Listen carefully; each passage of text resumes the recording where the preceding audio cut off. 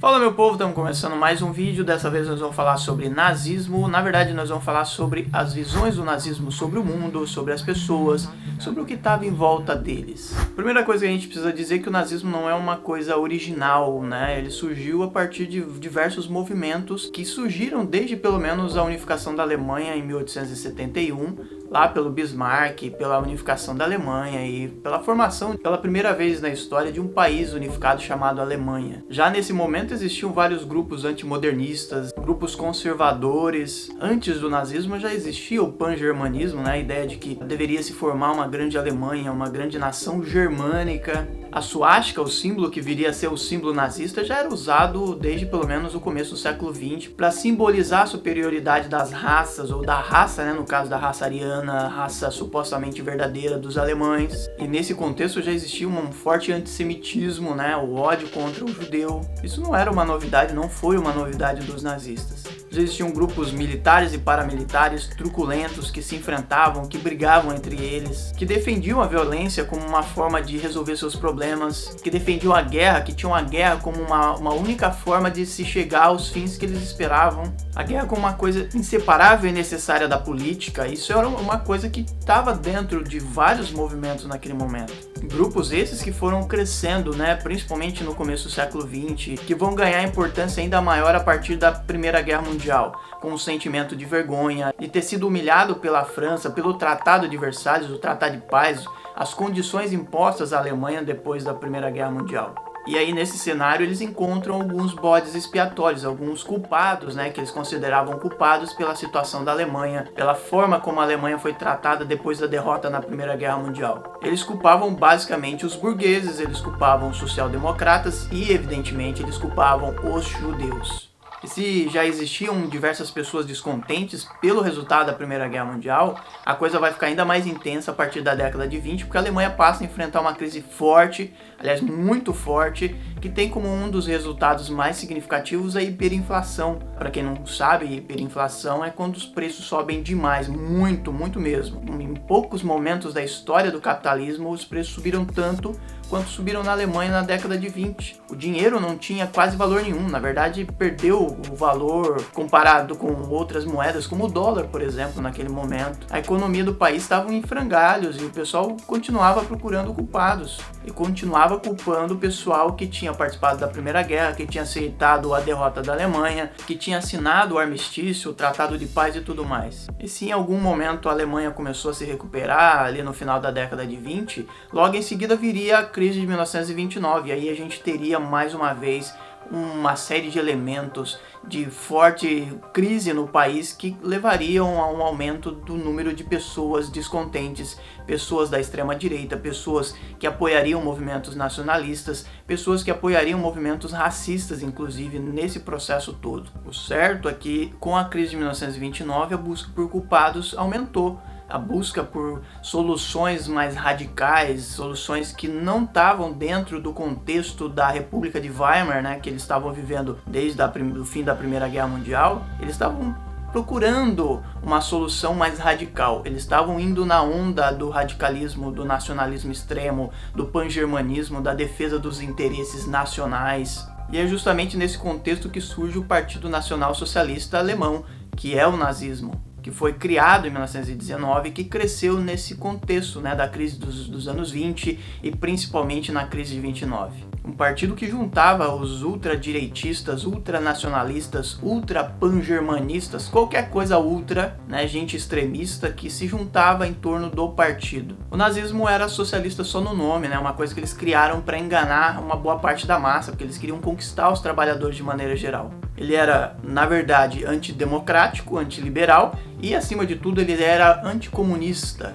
Eles combatiam, além dos comunistas, evidentemente, os social-democratas da Alemanha. Para os nazistas, a democracia, a República de Weimar, como ela estava constituída na Alemanha, deveria ser destruída. Esse é um ponto essencial da política, da ideologia nazista. Uma coisa interessante que a gente tem que dizer é que o Hitler se inspirou em vários elementos do fascismo italiano, né, do Mussolini, que tinha conquistado o poder na Itália no começo da década de 20 já, na questão das manifestações, das passeatas, das grandes exibições de poder, essas coisas todas, ele copiou, ele se inspirava fortemente no Mussolini. Pelo menos durante muito tempo ele foi um grande admirador do Mussolini. E um desses elementos que eles adotaram para eles, para o nazismo e tudo mais, foi justamente a veneração do líder, de um líder que era infalível, que deveria ser obedecido sobre todas as coisas. Mas além das inspirações tiradas do fascismo italiano, os nazistas também copiaram algumas coisas que eram feitas pelos social-democratas, como, por exemplo, a forma de abordagem das massas, de convencer as massas de que o partido nazista estava do lado deles, dos trabalhadores, dos caras que eram menos favorecidos e tudo mais. Mas esse é um ponto que a gente precisa afirmar e reafirmar sempre, que o nazismo não era de esquerda.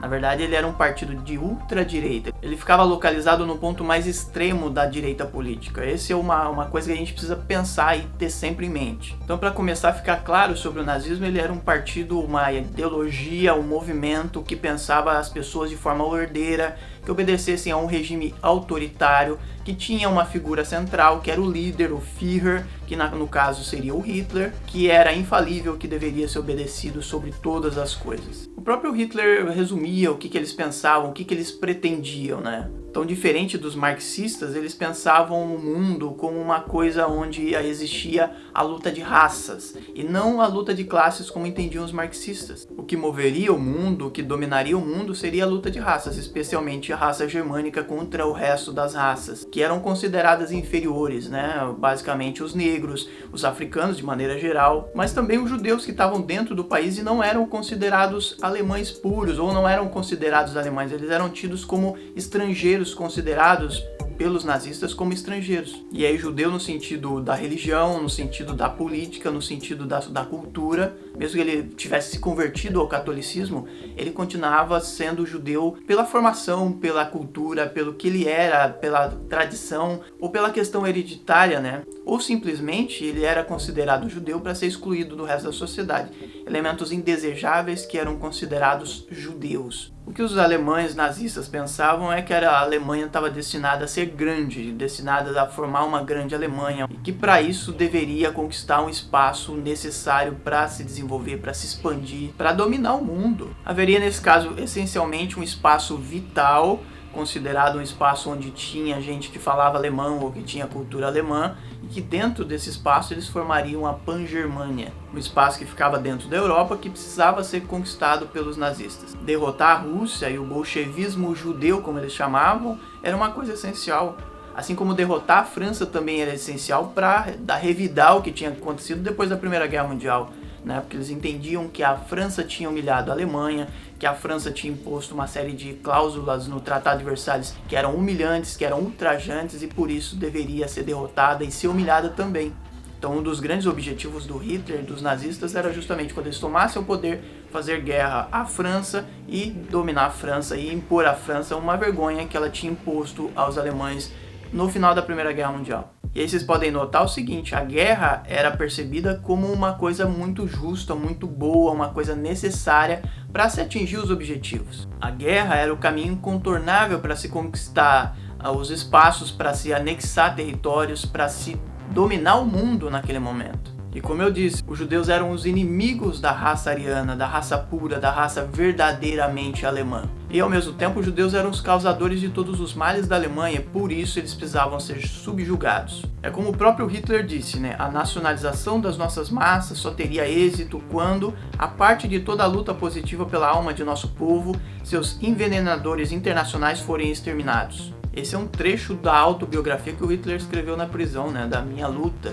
O certo é que o movimento nazista foi crescendo com o tempo, ele foi conquistando espaço na política alemã e quase nunca ele foi molestado. Essa é uma coisa muito interessante de se pensar, né? Porque existia muita gente simpatizante do pensamento dos nazistas. E aí vale lembrar, entre políticos, militares, civis, existiam muitos pan-germanistas, nacionalistas, ultradireitistas e evidentemente antissemitas que apoiavam e que achavam interessante o que vinha sendo proposto pelos nazistas. Os nazistas se sentiram tão confiantes que em 1923 eles tentaram um golpe, o golpe falhou, mas diferente de outros movimentos em que os líderes seriam executados, seriam acusados de traição nacional, o Hitler e seus seguidores não foram executados, eles ficaram presos por algum tempo só e depois acabaram sendo soltos. No tempo em que o Hitler ficou na prisão, ele tinha regalias, ele recebia visitas, ele escreveu a sua autobiografia e ao mesmo tempo ele estava arquitetando uma forma de conquistar o poder na Alemanha. Isso foi acontecendo a partir da década de 30 especialmente. Nos primeiros anos da década de 30, com a crise de 29, com tudo que estava acontecendo na Alemanha, os nazistas ganharam muito mais espaço, eles se tornaram cada vez mais presentes,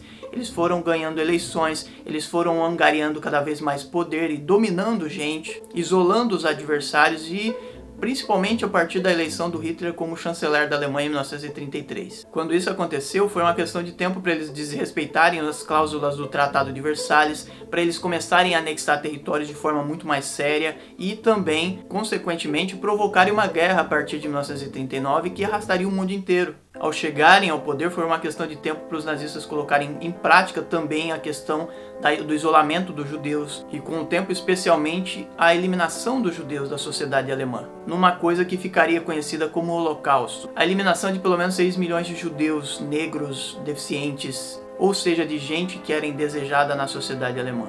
E mesmo quando eles foram derrotados em 1945, o nazismo foi declarado uma coisa ilegal, ele continuou existindo na mente de muita gente continuou se movimentando como neonazista, como neofascista, e infelizmente esses grupos de extrema direita sobreviveram e sobrevivem até hoje. Beleza? Espero que vocês tenham gostado do vídeo. Se gostaram, curtam, compartilhem, comentem, mandem para os amigos de vocês. Não esqueçam, se vocês não forem inscritos, se inscrevam no canal. Vocês também podem apoiar o canal com qualquer quantia, isso é muito bem-vindo para a gente continuar fazendo vídeos e cada vez mais se dedicar a esse projeto e outros projetos também. O link para apoiar o canal está na descrição e também vai aparecer num card aqui em cima. A gente se vê no próximo vídeo. Um abraço para vocês e tchau!